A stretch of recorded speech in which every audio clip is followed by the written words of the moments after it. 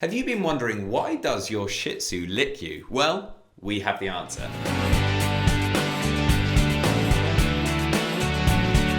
Welcome back to the Fenrir Shih Tzu Show. My name's Joe and I'm a certified canine leader here at FenrirCanineLeaders.com.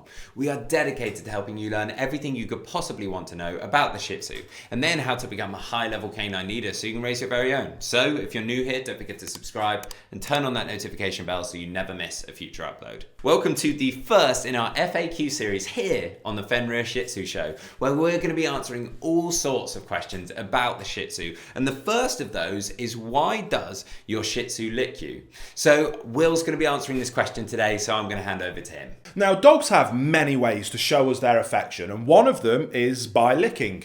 Some dogs hardly ever lick their owners or anyone else, but others can be quite excessive in their display of kisses to everyone they meet. And in today's video, we will discuss why your dog licks you. And the first reason is that canine kisses are signs of affection. Most dogs absolutely love to lick their owners. It is their way of showing their affection. After all, dogs do not have hands or arms that they can hug or pet you as effectively as you can hug and pet them, even though some dogs do try to do so. Think about it this way. You have many things going on in your life: your job, your hobbies, your family, your friends, and so forth. But your dog does not have all of those things. To them, you are everything. You provide them with food, water, shelter, affection, leadership, guidance, and direction. Therefore, it is only natural for them to show you their fondness. And if you have more than one dog at home, you probably have seen them licking each other quite a bit as well. Again, this is completely natural. As puppies experience licking from the moment they are born into this world, mother dogs lick their puppies and vice versa. A canine mother does lick her puppies to help them go to the toilet when they are very young, but also licking is used by the mothers to clean her puppies and to reward desirable behaviour. The next reason is that dogs lick to communicate. If you have ever watched the members of a wolf pack in particular interact with one another, you will have noticed they do quite often lick each other's muzzles. The same applies to packs of wild dogs. Lower ranking wolves or dogs display this behaviour towards their leaders to either confirm their inferior position in the pack or to pacify the higher ranking animals. In the wild, canine puppies lick their mother's face when they are hungry, especially after their mum has been out hunting. This licking is a signal for the mother to regurgitate some pre-digested meat for her puppies.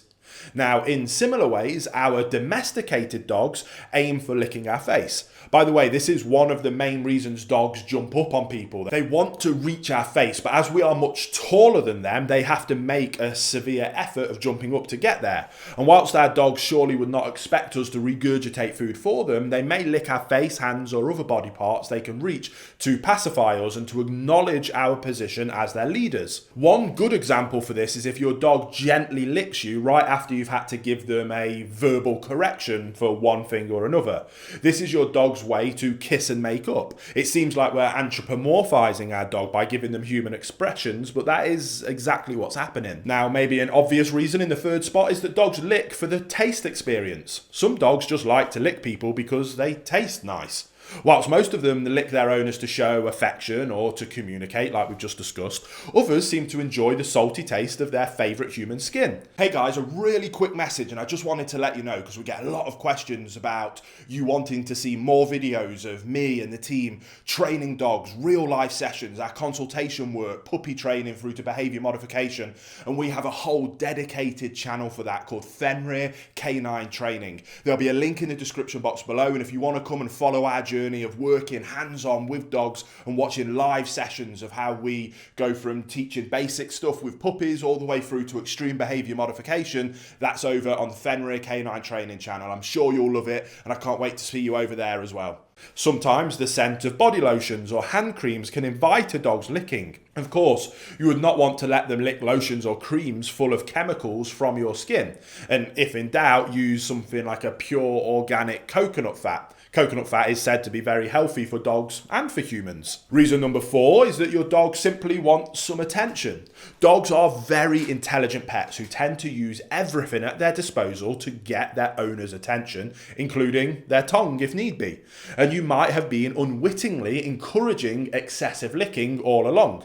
Say, for example, your dog comes over and licks you. What do? You snap out of whatever it is you were doing and you give them some fuss, maybe a few words, maybe even a treat. If so, you have been conditioning them to expect good things once they shower you with licks and kisses. Therefore, don't be surprised when your dog wants to do more licks and kisses because they think it will get them more positive things. Reason number 5 is that your dog uses licking for training purposes. Now, let me explain.